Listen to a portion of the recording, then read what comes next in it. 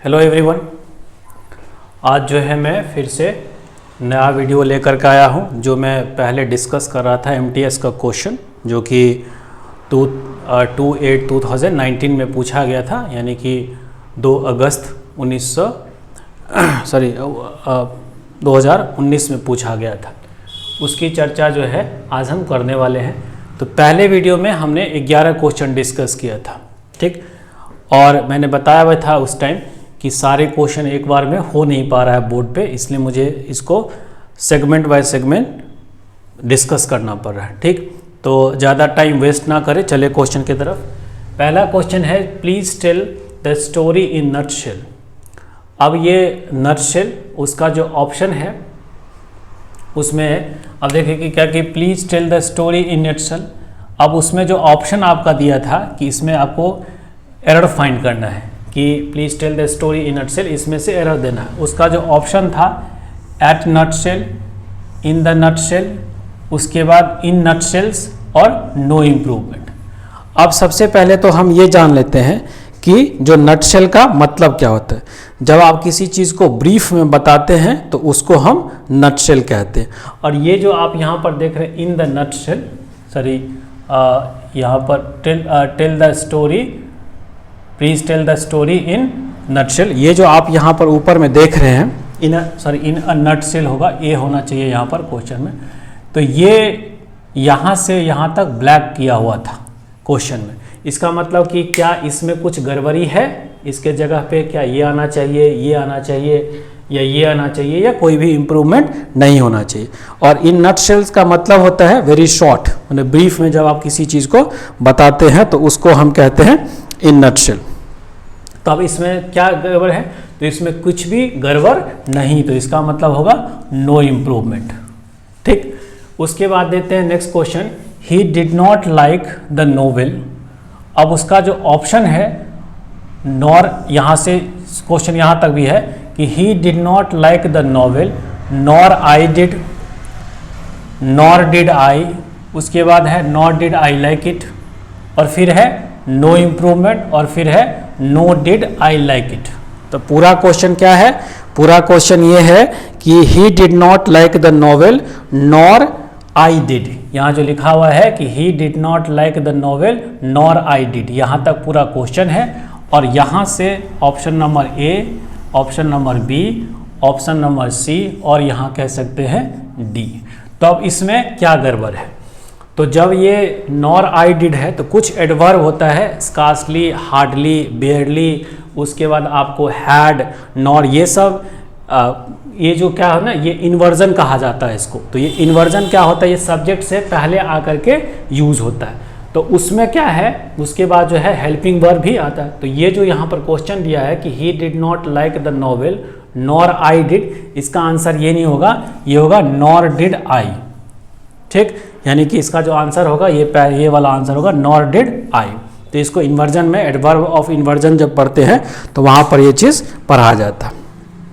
उसके बाद दिया है a place where nuns live and work. Nuns क्या होता है, जो रिलीजियस, जो फीमेल रिलीजियस ग्रुप होते हैं जो चर्च वगैरह में जो रहते, उसको कहा जाता है। तो वो कहाँ पर रहती है, कॉन्वेंट में, डॉर्मेट्री में, हॉस्टल में और क्वार्टर्स में।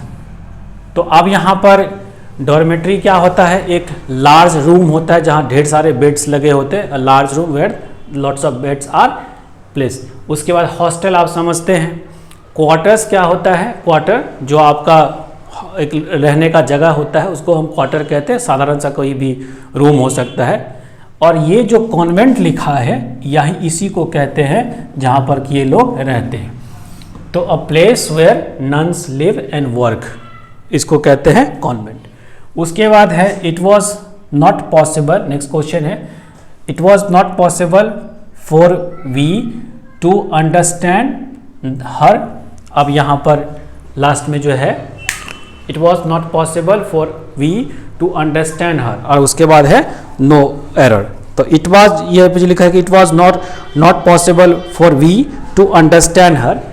तो कभी भी जब आप सब्जेक्ट यूज कर देते हैं और ऐसे भी आप प्रीपोजिशन लगा दिए हैं तो इसके बाद का भी क्या आना चाहिए, ऑब्जेक्ट आना चाहिए। और वी क्या है, ये सब्जेक्टिव केस है। तो इसलिए यहाँ पर क्या आना चाहिए, अस।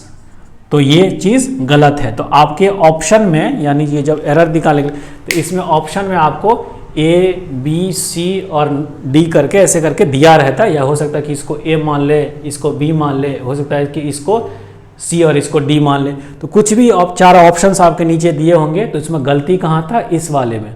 अब इस जो भी ये ऑप्शन होगा, ए हो सकता है या ये बी हो सकता है, बुक में इसको हो सकता है ए ही माना गया है इसको। तो ये ऑप्शंस मैंने नहीं दिया, इसको सेंटेंस में ही बताने की कोशिश कर रहा हूँ। फिर उसके बाद है dash we like some water. अब जो है हम कहते हैं कि क्या आप कुछ पानी लेना पसंद करेंगे, तो वुड के साथ लाइक लगा करके हम क्वेश्चन पूछते हैं।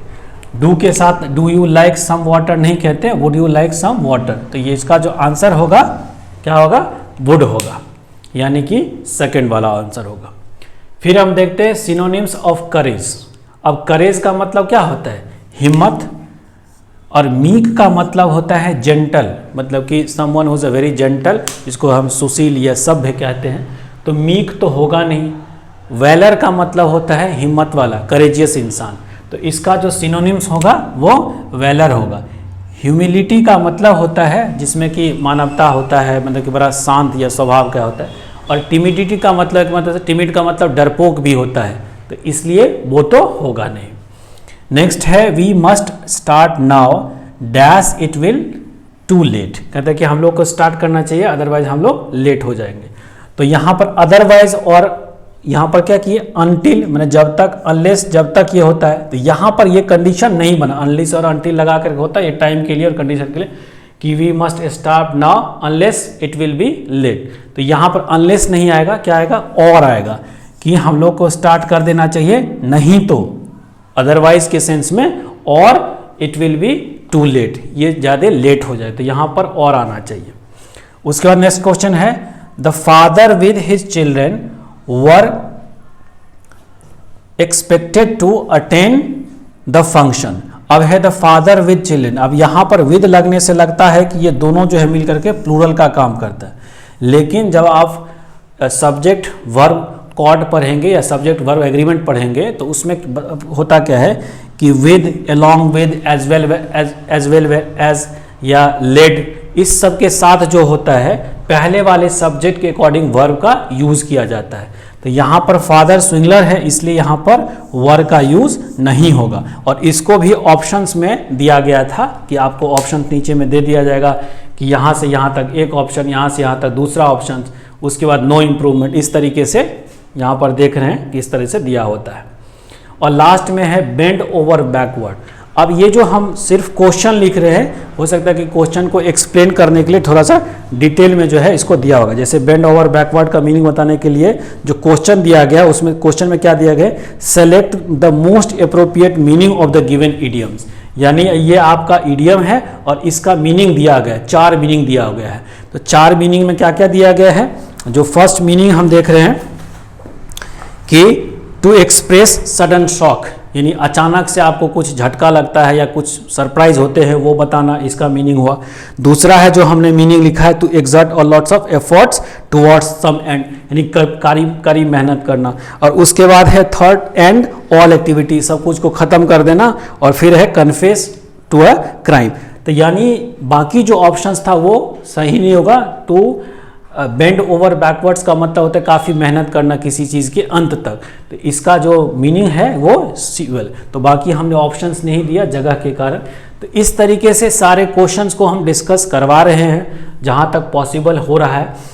और इसका जो एक और पार्ट है जिसको कि हम क्लोज टेस्ट कहते हैं, वो छूट गया, वो नेक्स्ट वीडियो में लेकर के। तो आप सोचेंगे कि एक सीरीज़ 25 क्वेश्चन को 3 भाग में डिवाइड कर रहे हैं, ये हमारे साथ मजबूरी है कि एक साथ नहीं बना। यही वीडियो 10-15 मिनट का हो जा रहा है, तो बाकी कैसे करेंगे, और बोर्ड भी उतना हो नहीं सकता है, लिख करके तो पॉसिबल नहीं है, पेपर पे ऑनलाइन समझाया जा सकता है, तो ये संभव नहीं है। तो इसलिए थोड़ा सा बियर करना पड़ेगा मेरे साथ। और अगर आपको ये कहीं इसमें कोई डॉट लगता है तो आप हमें कमेंट बॉक्स में लिख करके बता सकते हैं।